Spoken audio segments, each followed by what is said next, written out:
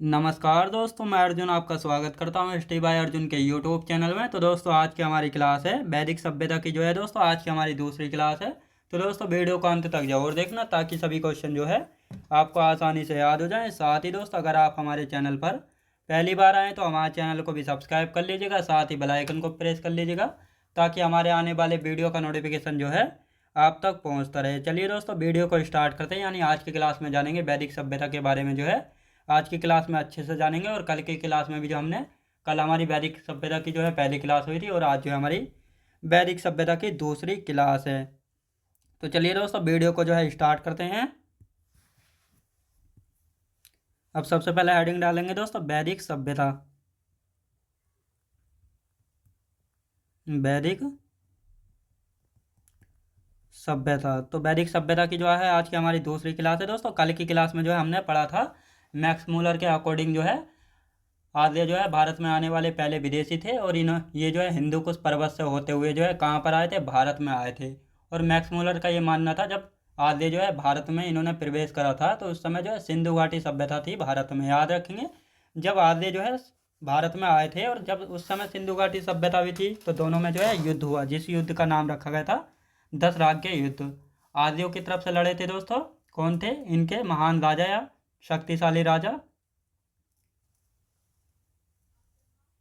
राजा सुदास थे। और भारत की तरफ से जो है 10 राजाओं ने जो है मिलकर युद्ध करा था, लेकिन भारत की तरफ से जो है 10 राजा जो है युद्ध हार गए थे।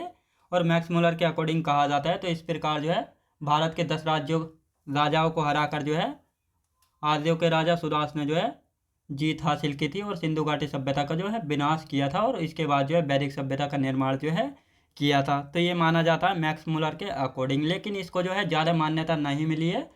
सिंधु घाटी सभ्यता का पतन का कारण जो है मुख्य पतन का कारण बाढ़ को ही जो है माना जाता है। याद रखेंगे।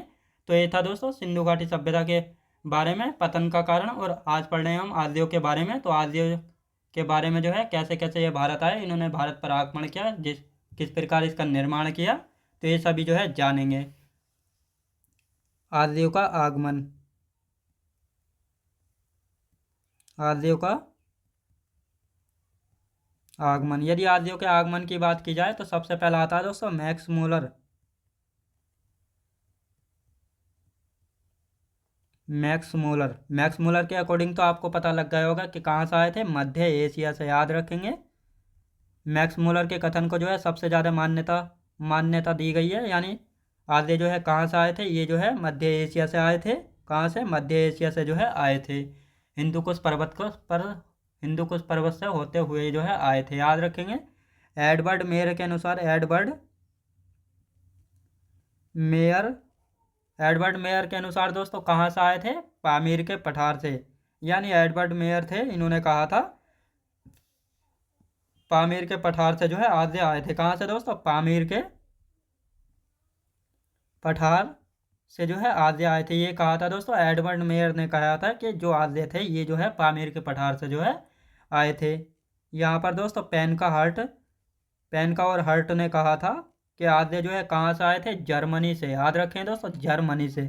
और मैक्स मूलर भी दोस्तों कहाँ का था, तो मैक्स मूलर भी जो है जर्मनी का था। याद रखेंगे कहाँ का था मैक्स मूलर, जर्मनी का था।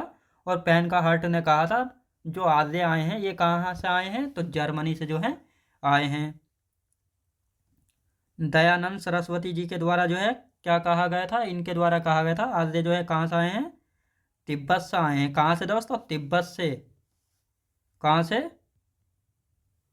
तिब्बत से। इन्होंने कहा था दयानंद सरस्वती जी ने आर्य कहाँ से आए थे, तिब्बत से आए थे। कहाँ से दोस्तों, तिब्बत से। गाइल्स ने क्या कहा था, गाइल्स ने कहा था आर्य जो है कहाँ से आए थे, हंगरी से। कहाँ से, हंगरी से आए थे। याद रखें दोस्तों कहाँ से आए थे, हंगरी से। ये कुछ कथन है, यहाँ से भी जो है दोस्तों क्वेश्चन बनते हैं इसलिए मैं आपको करा रहा हूँ। बीजी तिलक।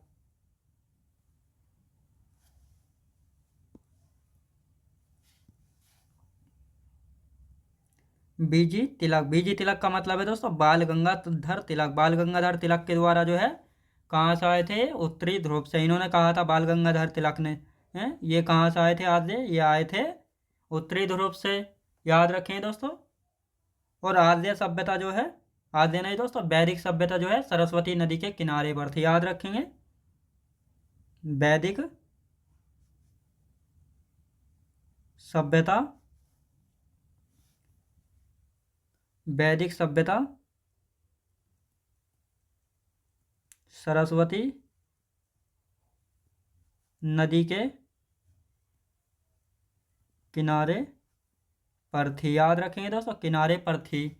और इस से वैदिक सभ्यता में जो है दोस्तों सरस्वती नदी को जो है देवी तमा यानी देवी के समान और माता के समान जो है माना गया है। देवी तमा या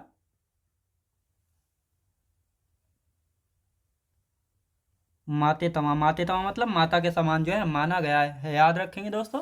अब यहाँ पर बात आती है, मैक्स मूलर ने कहा था जो आर्य जो हैं ये कहाँ से आए थे, मध्य एशिया से जो है आए थे।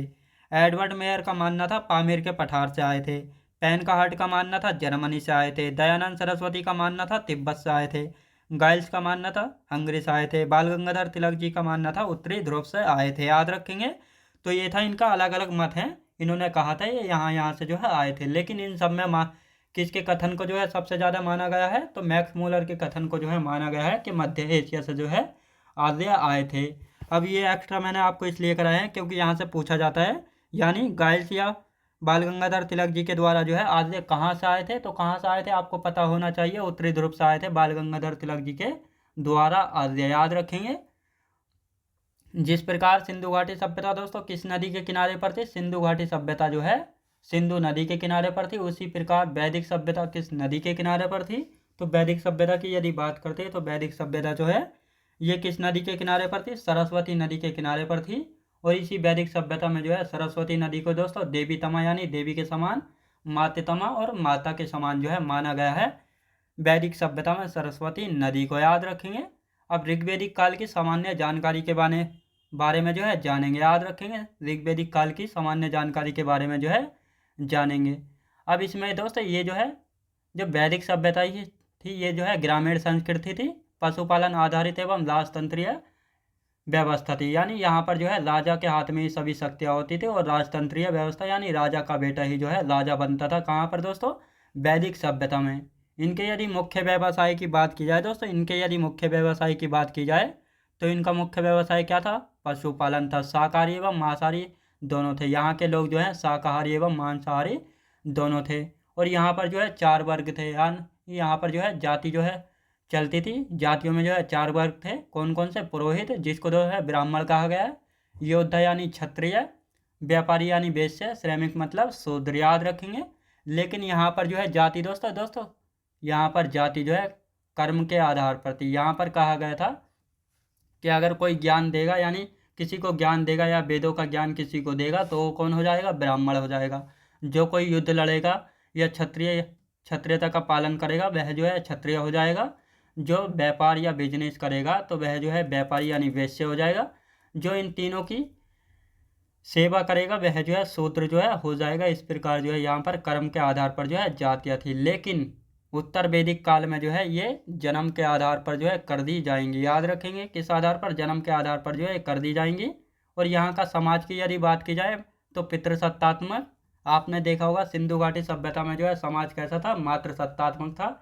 यानी सिंधु घाटी सभ्यता में जो है दोस्तों घर परिवार में जो है बड़े फैसले लेने का अधिकार किसके पास था, माता के पास था। लेकिन पूर्व वैदिक काल में या ऋग्वैदिक काल में जो है समाज पितृसत्तात्मक है। याद रखें दोस्तों, समाज जो है पितृसत्तात्मक है।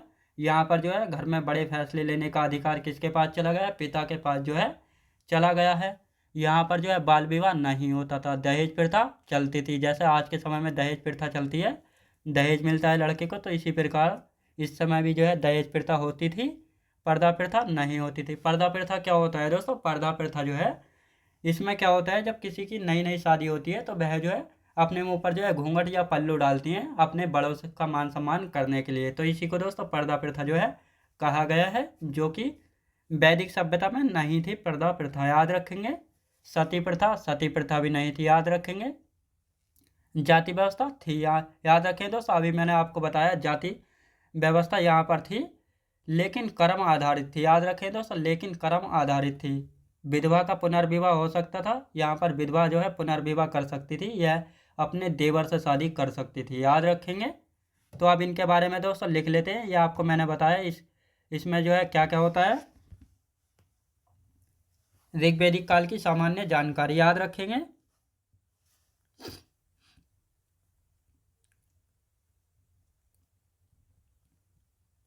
ऋग्वैदिक काल की सामान्य जानकारी। यदि ऋग्वैदिक काल की सामान्य जानकारी के बारे में बात करते हैं तो कौन कौन सी जानकारी के बारे में आज हम बात करेंगे। तो सबसे पहले यदि बात करते हैं तो यहाँ का ग्रामीण संस्कृति थी। याद रखेंगे दोस्तों, ये संस्कृति कैसी थी? ग्रामीण संस्कृति। याद रखेंगे दोस्तों, यहाँ की जो है ग्रामीण संस्कृति थी। कैसी ग्रामीण संस्कृति थी? पशुपालन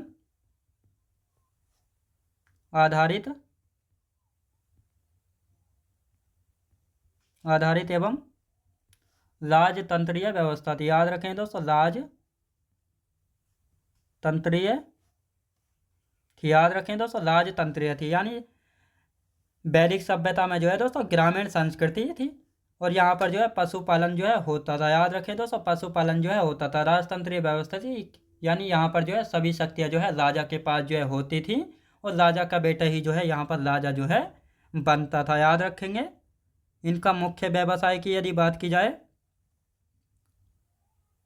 मुख्य व्यवसाय क्या था दोस्तों? इनका मुख्य व्यवसाय की यदि बात की जाए तो पशुपालन था। याद रखें दोस्तों, पशुपालन ही जो है इनका मुख्य व्यवसाय जो है था। याद रखेंगे। शाकाहारी एवं मांसाहारी दोनों थे।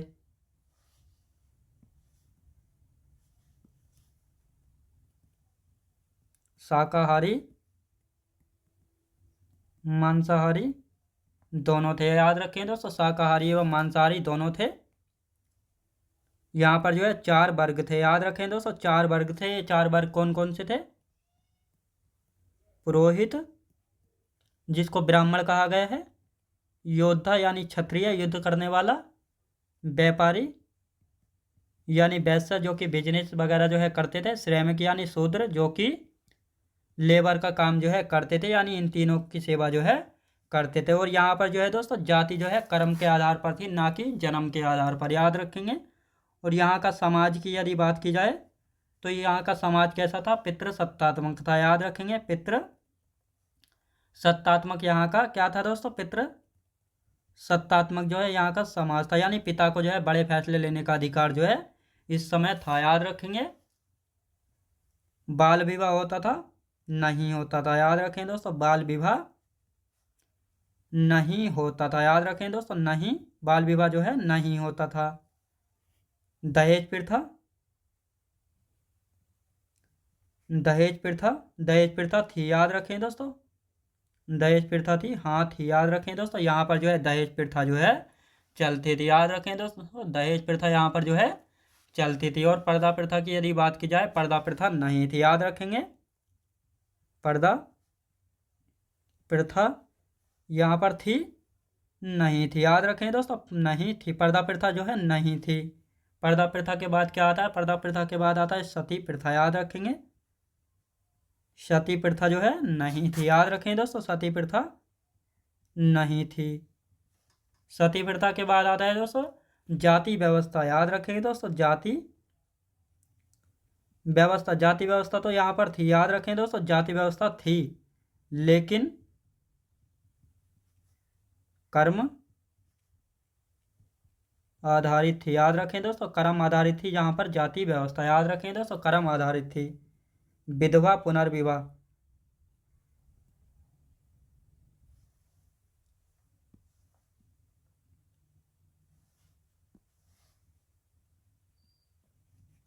विधवा पुनर्विवाह जो है होता था। याद रखें दोस्तों, विधवा पुनर्विवाह जो है यहाँ पर होता था।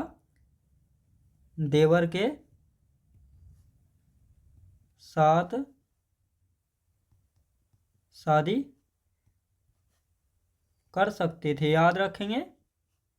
तो अब यदि बात करते हैं ऋग्वैदिक काल की सामान्य जानकारी के बारे में, यहाँ पर जो है दोस्तों ग्रामीण संस्कृति थी। याद रखें दोस्तों, सिंधु घाटी सभ्यता जो है एक नगरीय सभ्यता थी, लेकिन इसकी बात करते हैं ऋग्वैदिक काल की तो यहाँ पर जो है ग्रामीण संस्कृति थी। पशुपालन आधारित एवं राजतंत्रीय व्यवस्था थी, यानी यहाँ पर जो है सभी शक्तियाँ जो है राजा के पास जो है होती थी और राजा का बेटा ही जो है यहाँ पर राजा जो है बनता था। इनके यदि मुख्य व्यवसाय की यदि बात की जाए तो इनका मुख्य व्यवसाय क्या था दोस्तों? इनका मुख्य व्यवसाय था पशुपालन। याद रखें दोस्तों, पशुपालन ही जो है इनका मुख्य व्यवसाय था। और यहाँ पर जो है 4 वर्ग थे, पुरोहित, योद्धा, व्यापारी, श्रमिक। याद रखेंगे, पुरोहित यानी किसी को ज्ञान यानी पाठ पूजा पाठ करने वाला, योद्धा यानी युद्ध लड़ने वाला, व्यापारी यानी बिजनेस वगैरह जो है करने वाला, श्रमिक मतलब लेबर का काम करने वाला, और इन तीनों की सेवा जो है करने वाला। और यहाँ पर समाज कैसा था दोस्तों? समाज था पितृसत्तात्मक। पितृसत्तात्मक मतलब घर परिवार में जो है बड़े फैसले लेने का अधिकार जो है पिता को जो है होता था। बाल विवाह, यहाँ पर जो है बाल विवाह नहीं होता था। दहेज प्रथा चलती थी, याद रखेंगे, यहाँ पर जो है दहेज प्रथा जो है चलती थी। यहाँ पर पर्दा प्रथा नहीं थी। पर्दा प्रथा याद रखेंगे, पर्दा प्रथा क्या होती है? जब किसी की नई नई शादी होती है तो वह अपने से बड़ों का मान सम्मान करने के लिए जो है घूंघट या पर्दा जो है करती थी, तो उसी को जो है पर्दा प्रथा जो है कहा गया है। यदि सती प्रथा की बात की जाए तो सती प्रथा जो है नहीं थी। अब सती प्रथा क्या होती है? सती प्रथा से मतलब है दोस्तों, यानी जब किसी का हस्बैंड मर जाता था तो उसी के साथ जो है उसकी बीवी को भी जो है जिंदा जला दिया जाता था, यानी सती जो है कर दिया जाता था, तो इसी को जो है सती प्रथा जो है कहा गया है। और यहाँ पर जाति व्यवस्था थी। जाति व्यवस्था थी, याद रखिए दोस्तों, यहाँ पर थी लेकिन कर्म आधारित थी। कर्म आधारित कैसे? अगर कोई किसी भी जाति का हो, अगर कोई ज्ञान देने का यानी वेदों का ज्ञान देता था तो वह जो है ब्राह्मण हो जाता था, और कोई लड़ने यानी क्षत्रिय युद्ध करने का काम करता था वह क्षत्रिय हो जाता था। अगर कोई बिजनेस व्यापार करता था तो वह जो है वेश्या यानी व्यापारी जो है बन जाता था, और जो इन तीनों की सेवा करता था वह जो है शूद्र हो जाता था। तो इस प्रकार जो है यहाँ पर कर्म आधारित जो है जाति व्यवस्था थी। विधवा पुनर्विवाह, यहाँ पर जो है विधवा जो है अपना पुनर्विवाह यानी दोबारा शादी कर सकती थी। हाँ, अपने देवर के साथ जो है दोबारा शादी जो है कर सकती थी, ये बताया गया है सिंध वैदिक सभ्यता में, याद रखेंगे। और यहाँ पर जो है दोस्तों विवाह जो है 2 प्रकार से किया गया, अंतरजातीय विवाह और नियोग प्रथा के द्वारा, याद रखेंगे। अब अंतरजातीय विवाह में क्या होता था? ये भी 2 भागों में अनुलोम और प्रतिलोम। यदि अनुलोम की बात की जाए तो लड़का उच्च वर्ग का होता था और लड़की जो है निम्न वर्ग की होती थी। प्रतिलोम में जो है लड़की उच्च वर्ग की होती थी और लड़का जो है निम्न वर्ग का जो है होता है। यहाँ पर जाति व्यवस्था नहीं देखी जाती थी, यहाँ पर जो है योग्यता जो है देखी जाती थी, याद रखेंगे। और नियोग प्रथा में जो है यहाँ पर जो है इस शादी में क्या होता था? यहाँ पर जो है हस्बैंड वाइफ जो है जब बच्चा नहीं होता था तो दूसरे के साथ जो है संबंध बनाने पड़ते थे, तो ये होती थी हमारी नियोग प्रथा, याद रखेंगे। अब आते हैं विवाह के बारे में, याद रखें दोस्तों विवाह के बारे में। विवाह हेडिंग डालेंगे नई विवाह, याद रखें दोस्तों। यहाँ पर जो है विवाह 2 प्रकार से होता था, याद रखेंगे। कौन कौन से 2 प्रकार हैं? अंतरजातीय अंतरजातीय और नियोग प्रथा, याद रखेंगे। नियोग प्रथा, याद रखेंगे। नियोग प्रथा, अब इसको भी जो है 2 भागों में बांट लेते हैं, अनुलोम और प्रतिलोम। अनुलोम और प्रतिलोम। अनुलोम और प्रतिलोम की यदि बात करते हैं, अनुलोम में क्या था दोस्तों? इसमें क्या होता था? लड़का उच्च वर्ग का होता था और लड़की जो है निम्न वर्ग की होती थी, याद रखेंगे दोस्तों, निम्न वर्ग की होती थी, याद रखें दोस्तों। लड़की जो है निम्न वर्ग की होती थी, लेकिन इसमें प्रतिलोम में जो है लड़की उच्च वर्ग की होती थी और लड़का जो है निम्न वर्ग का जो है होता था। जैसे आज के समय में जो है लव मैरिज होती है, इंटरकास्ट मैरिज को बोलते हैं, याद रखें दोस्तों। अंतरजातीय विवाह निम्न वर्ग का, याद रखें दोस्तों। तो यहाँ पर जो है जाति व्यवस्था जो है नहीं देखी जाती थी, बल्कि योग्यता जो है देखी जाती थी, याद रखेंगे। अब आते हैं दोस्तों ऋग्वेद कालीन राजनीतिक व्यवस्था, याद रखें दोस्तों। ऋग्वेद कालीन राज व्यवस्था, तो इसमें जो है क्या क्या है इसके बारे में भी जो है जानेंगे। इसके बारे में यदि जानते हैं तो इसमें जो है जो ऋग्वेदिक कालीन व्यवस्था थी, यहाँ की राजनीतिक व्यवस्था थी, इसमें जो है कुल है, कुल से ग्राम बनते हैं। कुल मतलब होता है दोस्तों एक परिवार होता है कुल। एक परिवार से क्या होता है? गांव बनता है। गांव, बहुत सारे गांव मिलकर क्या बनाते हैं? विश्व बनाते हैं। बहुत सारे विश्व मिलकर जन बनाते हैं और बहुत सारे जन से मिलकर बनता है राष्ट्र। जैसा वर्तमान में एक परिवार से मिलकर गांव बनता है, बहुत सारे गांव मिलाकर जो है खंड बनाते हैं, बहुत सारे खंड मिलाकर जिला बनाते हैं, बहुत सारे जिले बनाकर राज्य बनाते हैं, और बहुत सारे राज्य बनाकर क्या बनाते हैं? राष्ट्र जो है बनाते हैं, याद रखेंगे। तो इसी प्रकार जो है इस समय भी जो है होता था। ऋग्वेद कालीन राजनीतिक व्यवस्था, ऋग्वैदिक कालीन राजनीतिक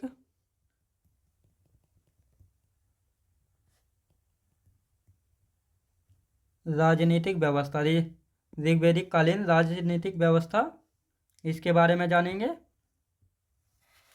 अब इसमें जो है सबसे पहला आता है दोस्तों कुल। इसको जो है आर्यों का पंचजन भी जो है कहा गया है। याद रखें दोस्तों, सबसे पहले लिखेंगे इसको जो है आर्यों का पंचजन भी जो है कहा गया है। आर्यों का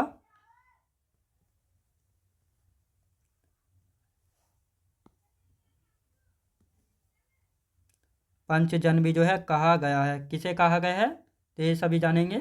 अब सबसे पहला आता है दोस्तों, पहला आता है हमारा कुल। कुल का प्रमुख कौन होता है? तो कुल का प्रमुख तो आपको पता ही होगा, घर परिवार में जो आपका परिवार होता है उसमें जो है उसका प्रमुख कौन होता है? या दादा होते हैं या हमारे पिताजी होते हैं, घर के मुखिया। याद रखें दोस्तों, बहुत सारे कुल मिलाकर क्या बनाते हैं? ग्राम बनाते हैं। और ग्राम का प्रमुख कौन होता है? ग्रामणी। याद रखें दोस्तों, कौन होता है? ग्रामणी। ग्रामणी। और बहुत सारे ग्राम मिलकर क्या बनाते हैं? विश्व बनाते हैं। याद रखें दोस्तों, बहुत सारे ग्राम मिलकर क्या बनाते हैं? विश्व मिलाते हैं। और इसका प्रमुख कौन होता है? विश्वपति। याद रखेंगे दोस्तों, विश्वपति जो है इसका प्रमुख जो है होता है। बहुत सारे विश्व मिलाकर क्या बनाते हैं? जन बनाते हैं। जिस प्रकार बहुत सारे खंड मिलकर जो है क्या बनता है? जिला जो है बनता है। याद रखें दोस्तों, इसी प्रकार अब इसका मुखिया कौन होता है जन का? तो इसका राजा या राजन। याद रखें दोस्तों, राजा या राजन याद रखेंगे। और 5वें नंबर की यदि बात करते हैं तो 5वें नंबर पर आता है राष्ट्र। याद रखें दोस्तों, राष्ट्र ये सबसे बड़ी इकाई है। याद रखें दोस्तों, ये सबसे बड़ी इकाई है। याद रखें दोस्तों, ये जो है सबसे बड़ी इकाई है। अब यहाँ पर आता है दोस्तों कुल का मतलब होता है परिवार। याद रखेंगे, कुल का मतलब है परिवार। याद रखेंगे, यानी ये जो है सबसे छोटी इकाई है। याद रखेंगे दोस्तों, सबसे छोटी इकाई है। याद रखें दोस्तों, कुल जो है सबसे छोटी इकाई है। और सबसे महत्वपूर्ण इकाई कौन सी है? जन। याद रखेंगे, सबसे महत्वपूर्ण इकाई है। याद रखें दोस्तों, यहाँ पर कुल का मतलब होता है परिवार, यानी बहुत सारे परिवार मिलकर जो है एक गांव का निर्माण करते हैं। और बहुत सारे ग्राम मिलकर जो है एक विश्व का निर्माण करते हैं। बहुत सारे विश्व मिलकर जन का निर्माण करते हैं। और बहुत सारे जन मिलकर जो है राष्ट्र का निर्माण जो है करते हैं। यहाँ पर कुल का प्रमुख कौन होता है? कुलपा। ग्राम का प्रमुख है दोस्तों ग्रामणी। विश्व का प्रमुख कौन है? विश्वपति। जन का प्रमुख है राजा या राजन। और राष्ट्र में जो है ये सबसे बड़ी इकाई है। याद रखेंगे। और इसको जो है दोस्तों आर्यों का पंचजन भी जो है कहा गया है। और यहाँ से एक क्वेश्चन और बनता है, यानी आर्यों के पंचजन में जो है सबसे छोटी इकाई कौन सी है? कुल है। और सबसे बड़ी इकाई कौन सी है? राष्ट्र है। और सबसे महत्वपूर्ण इकाई कौन सी है? जन। याद रखेंगे दोस्तों, सबसे महत्वपूर्ण इकाई कौन सी है?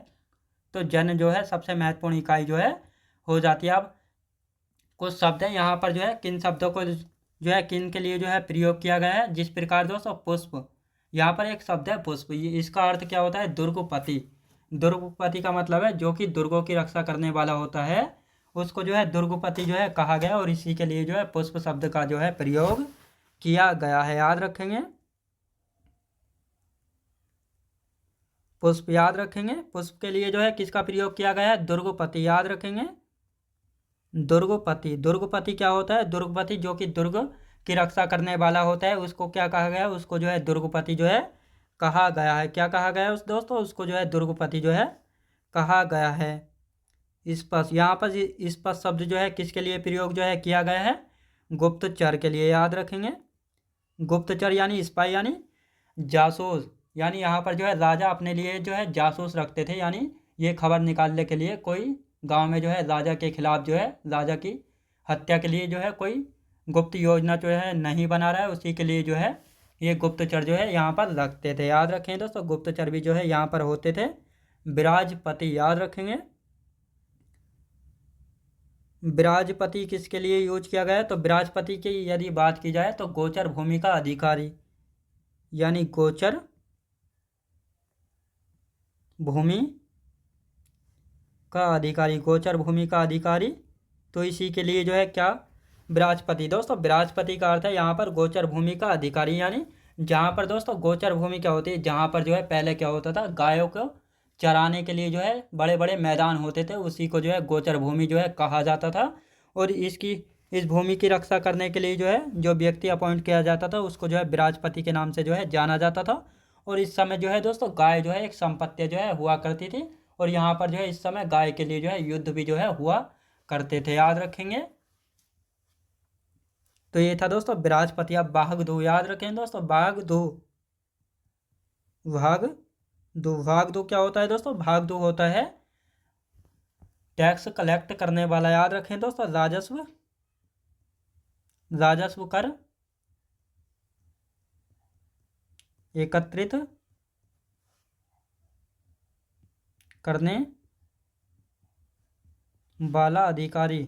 यानी जो व्यक्ति जो है टैक्स कलेक्ट करता था, यानी टैक्स जो है इकट्ठा करता था, उसको जो है भागदू जो है कहा गया है, याद रखें दोस्तों, भागदू जो है कहा गया है। उग्र, उग्र कौन था दोस्तों, अपराधियों को पकड़ने वाला अधिकारी, यानी जो व्यक्ति यानी जो अधिकारी जो है अपराधियों को पकड़ने का काम करता था, उसके लिए जो है उग्र शब्द का प्रयोग जो है किया गया है, याद रखें दोस्तों, उग्र। उग्र किसके लिए प्रयोग किया गया है, अपराधियों को पकड़ने वाले अधिकारी के लिए जो है उग्र शब्द का प्रयोग जो है किया गया है। अब अपराधियों को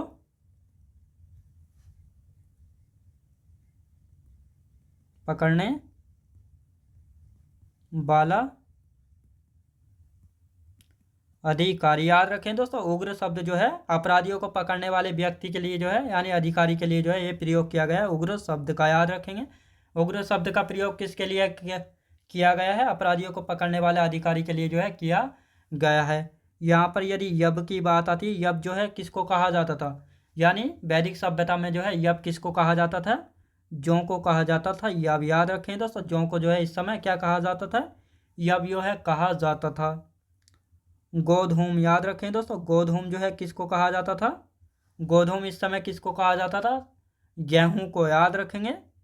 यानी वैदिक सभ्यता में जो है गेहूं को गोधूम जो है कहा जाता था, क्या कहा जाता था, गोधूम कहा जाता था, गेहूं को, याद रखेंगे। व्रीहि किसको कहा जाता था, वैदिक सभ्यता में दोस्तों व्रीहि किसको कहा जाता था, धान या चावल को कहा जाता था, व्रीहि, याद रखेंगे, धान या चावल को जो है वैदिक सभ्यता में किस नाम से जाना गया है, व्रीहि के नाम से जो है जाना गया है। अघन्या, याद रखेंगे, अघन्या, याद रखें दोस्तों, अघन्या जो है आपको पता होगा किसके लिए यूज किया जाता है, गाय के लिए।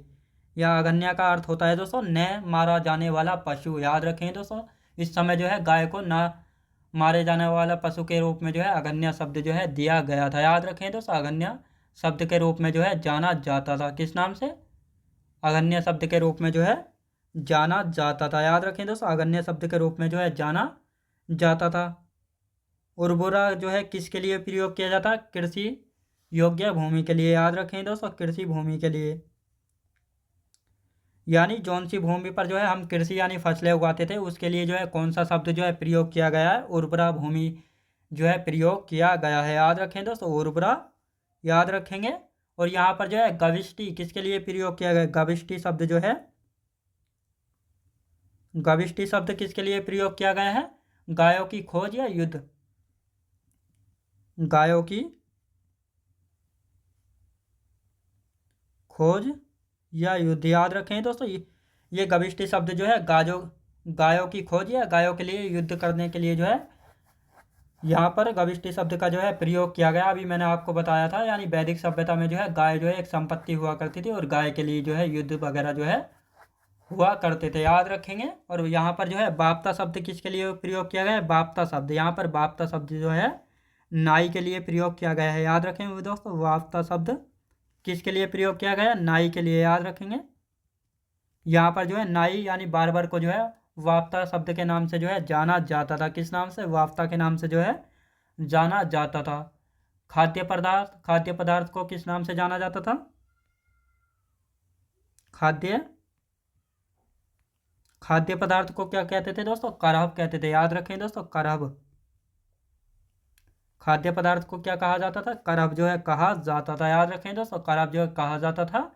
मरुस्थल यानी डेजर्ट को किस नाम से जाना गया है दोस्तों? मरुस्थल यानी डेजर्ट को जो है किस नाम से जाना गया है? धनब के नाम से जो है जाना गया है। याद रखेंगे, धनुष के नाम से जो है जाना गया है। याद रखें दोस्तों, धनुष। समुद्र को किस नाम से जो है जाना गया है? याद रखेंगे दोस्तों, समुद्र को जो है किस नाम से जो है यहाँ पर जाना गया है? परावत के नाम से। याद रखेंगे, परावत के नाम से जो है यहाँ पर समुद्र को जो है जाना गया है। याद रखें दोस्तों, परावत के नाम से जो है यहाँ पर समुद्र को जो है जाना गया है। प्रिय देवता कौन थे? तो यहाँ पर जो है इनके प्रिय देवता की बात की जाए तो इंद्र जो है इनके प्रिय देवता थे। प्रिय देवता थे। याद रखें दोस्तों, प्रिय देवता जो है इस समय इनके कौन थे? इंद्र देवता थे। याद रखेंगे दोस्तों, इंद्र देवता इनके प्रिय देवता थे। याद रखेंगे दोस्तों, इंद्र जो है इनके प्रिय देवता थे। और यदि बात की जाए इनका प्रिय पशु कौन सा था? प्रिय पशु की यदि बात की जाए तो इनका प्रिय पशु कौन था? तो इनका प्रिय पशु था दोस्तों घोड़ा। याद रखें दोस्तों, घोड़ा जो है इनका प्रिय पशु था। कौन? घोड़ा जो है इनका प्रिय पशु था। और यदि बात की जाए इनका प्रमुख पेय पदार्थ, याद रखें दोस्तों, इनका प्रमुख पेय पदार्थ, इनका प्रमुख पेय पदार्थ कौन सा था दोस्तों? सोमरस। याद रखें दोस्तों, सोमरस। जिस प्रकार आज के समय में जो है लोग शराब पीते हैं, तो इस समय जो है यहाँ के लोग शराब के रूप में जो है सोमरस जो है पिया करते थे। याद रखेंगे, क्या सोमरस जो है एक प्रकार की शराब जो है हुआ करते थे। यहाँ के लोग जो है वस्त्र किस प्रकार के पहनते थे? जिस प्रकार सिंधु घाटी सभ्यता में जो है ऊनी और सूती वस्त्र पहनते थे, इसी प्रकार वैदिक सभ्यता में जो है किस प्रकार के वस्त्र जो है पहनते थे? सूती, ऊनी और मृग चर्म। याद रखेंगे दोस्तों, मृग चर्म। याद रखेंगे, तो ये यहाँ के जो है वस्त्र जो है पहनते थे। अब इनका एक बार रिवीजन कर लेते हैं। पुष्प जो है दोस्तों किसके लिए प्रयोग किया गया है? दुर्गपति के लिए, दुर्गों की रक्षा करने वाला अधिकारी। स्पष्ट किसके लिए? गुप्तचर के लिए, यानी जासूस जो है रखते थे राजा लोग। विराजपति गोचर भूमि का अधिकारी होती था, जो कि जहाँ पर गाय चरने के लिए जाती थी उस मैदान यानी उस भूमि की रक्षा करने वाले अधिकारी को विराजपति जो है कहा गया है।